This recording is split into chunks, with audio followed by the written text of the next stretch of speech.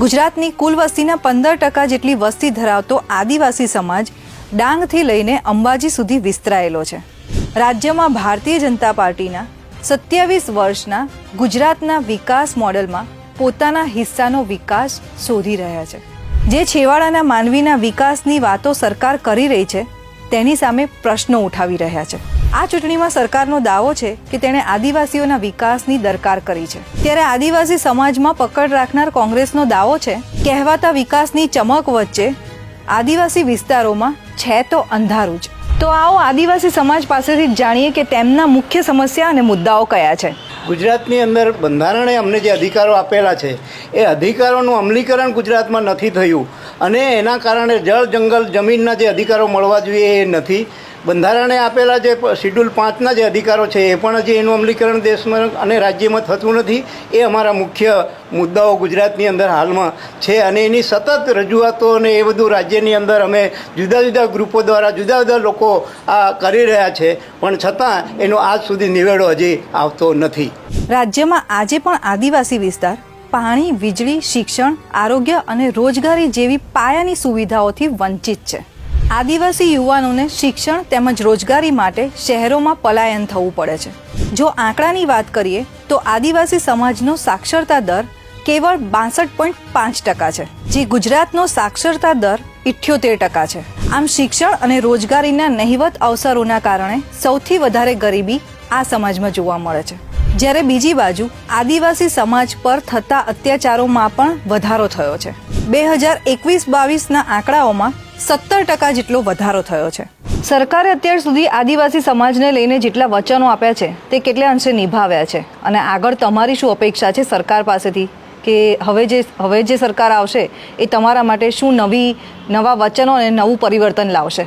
वो खाली एक पिक्चर की जैसे दिखाते हैं कि भाई हम आप ये कर देंगे वो कर देंगे, लेकिन अभी तक कुछ हुआ नहीं है. इस चीज़ में आदिवासी पिछड़ा जाता रहा है. अभी ऑफिसर भी हैं आदिवासी लोग, नेता भी बने हैं. नेगोशिएबल करने की बात होती है तो वो आगे फ्रंट में आदिवासी को भेजते हैं. तो गवर्नमेंट की पॉलिसी हमेशा इसको ख़त्म करने के लिए ही हकीकत में ऐसा है और दिखाने के लिए ऐसा कि भाई हम ये कर रहे हैं वो कर रहे हैं. बहुत से लड़की है कि लड़कों के लिए पढ़ाई के लिए स्कूलें पिक्चरों में बता कर, लेकिन हकीकत में ऐसा नहीं है. આ ઉપરાંત વિવિધ વિકાસના પ્રોજેક્ટ્સના નામે આદિવાસીઓની જમીન છીનવી લેવામાં આવી રહી છે. આજે પણ પોતાની જમીનથી બેદખલ થઈ ગયેલા આદિવાસીઓને સહાય નથી મળી રહી, જેનો મોટો વિરોધ આ વિસ્તારમાં છે. થોડા જ મહિનાઓ પહેલા Tapi Narmada river link project લાવીને જમીન હડપવાનો પ્રયાસ સરકાર દ્વારા કરવામાં આવ્યો હતો. ત્યારે કોંગ્રેસ પાર્ટીએ આદિવાસી સમાજ સાથે મળીને મોટું આંદોલન કર્યું હતું, જેનાથી સરકારે પીછેહટ કરવી પડી હતી. આદિવાસી સમાજને જમીનના હક મળે તેના માટે કોંગ્રેસ સરકારે 2006માં ફોરેસ્ટ રાઇટ એક્ટ લાવી હતી, પણ ગુજરાત સરકારે તેનો યોગ્ય અમલ ન કર્યો અને આદિવાસીઓને તેમના હકથી વંચિત રાખ્યા. જૂન 2022 સુધીમાં 1,90,000 જેટલા આવેદનો આવ્યા, પણ સરકારે તેમાંથી 50% જેટલા જ દાવા મંજૂર કર્યા. તેમાં પણ 4 એકર જમીનની સામે સરેરાશ માત્ર 0.67 એકર જમીન જ ફાળવી છે. તો એફઆરએ અંતર્ગત તમને જમીન મળી છે કે નહીં?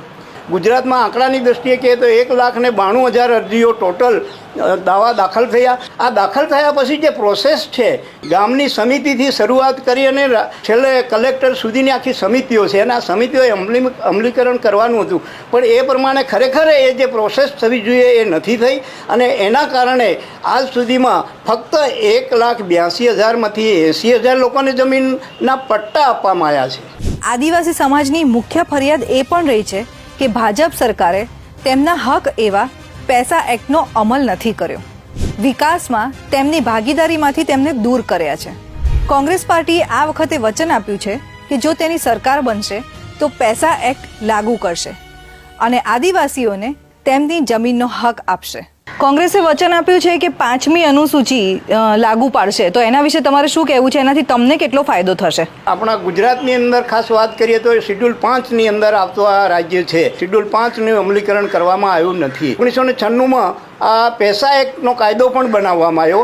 ખરેખર એ શિડ્યુલ 5ને ધ્યાનમાં રાખીને અને 1996ના કાયદાને ધ્યાનમાં રાખીને બનાવવામાં આવ્યો નથી. એટલા માટે અમે એમ માનીએ છીએ કે આ ખરેખર અત્યારે આખા રાજ્યમાં અને દેશમાં આ શિડ્યુલ 5ની જે માંગણી છે એ બહુ મોટા પાયા ઉપર ચાલી રહી છે.